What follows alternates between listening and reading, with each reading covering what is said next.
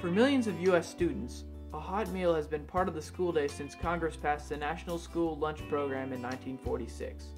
But with many of the items on today's school lunch menus crammed with fat and calories, educators are taking a cue from local food movement to put school lunches on a healthier path. Oddly enough, the history of school lunch is somewhat related to the history of the American military. You could say it's a story of how the United States went from too malnourished to draft in World War II to too fat to fight in Iraq and Afghanistan.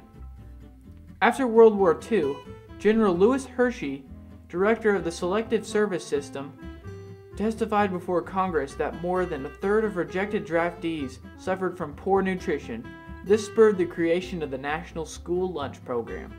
Fast forward to the present day. In April 2010, a group of retired generals released a report called Too Fat to Fight, lamenting the fact that 27% of Americans aged 17 to 24 weighed too much to join the military. Throughout the 20th century, the school lunch menu went from a military strategy to an underfunded and forgotten health risk. Fortunately, a new movement to get healthier food options into America's schools is gathering steam.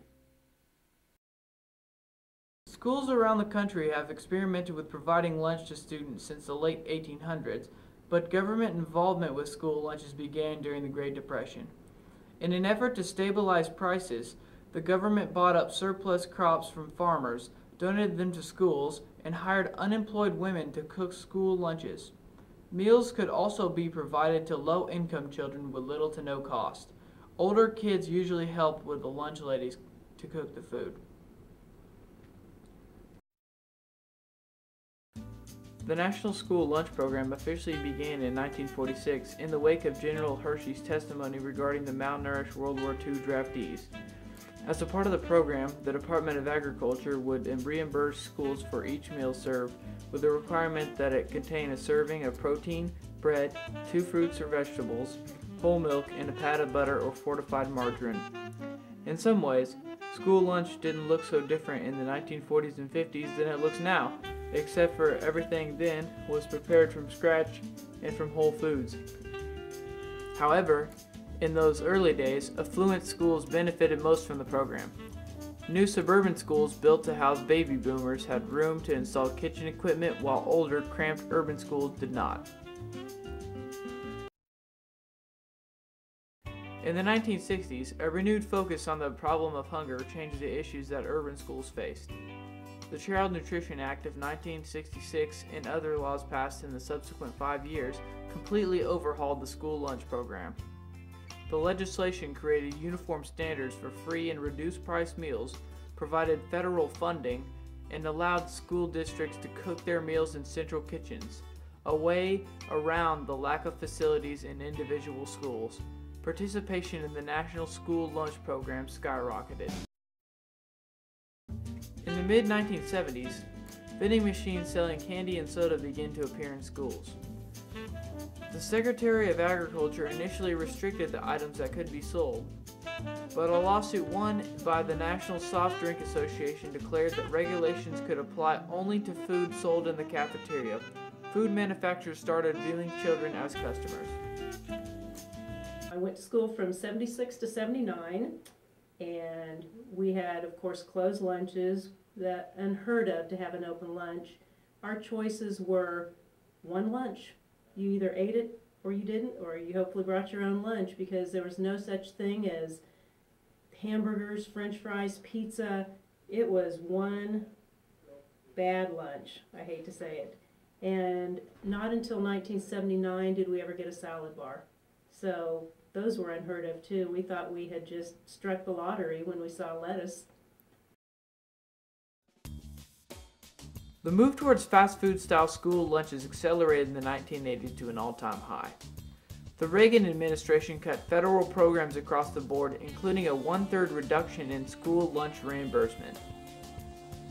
In addition to this nearly $1.5 billion reduction, the Reagan administration tried to make up for cuts by revising nutritional guidelines, reducing portion sizes, and infamously attempting to categorize ketchup as a vegetable.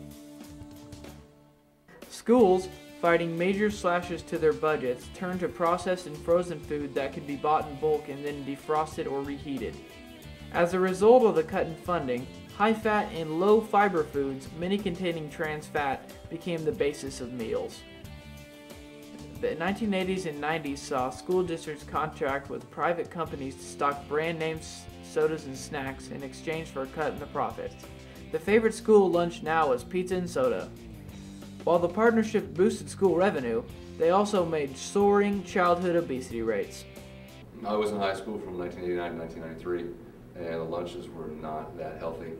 Very typical pizza, hamburgers, and not a lot of options. Fried food. I was in high school from 1990 to 1994, and I remember corn and pizza being a common combination. And I do remember that my senior year, we added a la carte to our lunch so we could go through and pick out things, kind of like we do at Free State now. I remember our school lunches were very greasy, and it seemed like there's a lot of starchy food, so probably not terribly healthy. So it's been great to see that improve.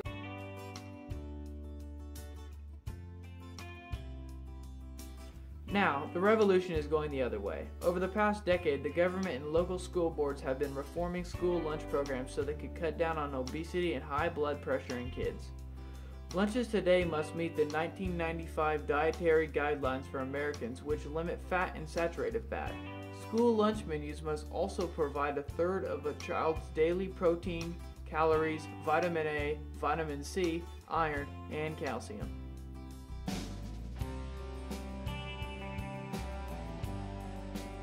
The most important opportunity for school lunch reform is happening right now. The Child Nutrition Act, which controls the National School Lunch Program and many other food programs, is up for reauthorization this year. Bills have passed both the House and Senate committees and are making their way to the floor of Congress. These bills contain major reforms, including a provision giving the Secretary of Agriculture authority to regulate foods sold outside the cafeteria, effectively eliminating soda and junk food from schools. The laws, if passed, will also provide money for farm-to-cafeteria programs and for equipment such as salad bars. One big change is an additional subsidy for schools that meet more stringent nutrition standards created by the Institute of Medicine. These standards distinguish between types of vegetables so that tater tots aren't the equivalent to fresh spinach. Current standards consider all vegetables the same.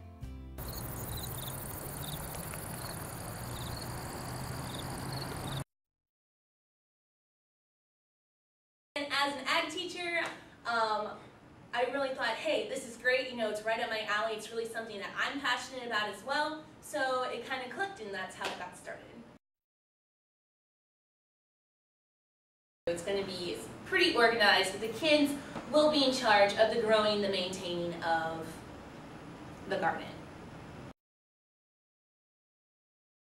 Whether it's on a salad bar or as a side, we want that to be a part of Free State as well, so it's kind of full circle. In an effort to promote healthier diets, some 9,000 schools have joined a national farm-to-school program that provides locally grown foods to school cafeterias. The Department of Agriculture is expected to expand school nutrition standards this year, and the Center for Disease Control and Prevention estimates that 63% of schools had stopped selling sugary soft drinks. Yet, despite these efforts, most students still pile unhealthy foods onto their lunch trays. Currently, 80% of schools serve lunch with more than the recommended amount of saturated fat. 42% of schools don't offer daily fresh fruits and vegetables. Because no matter how you measure it, there's little nutrition in a tater tot.